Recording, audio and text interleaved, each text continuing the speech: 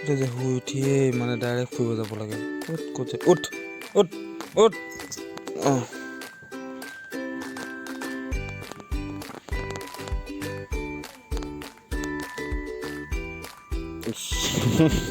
কি?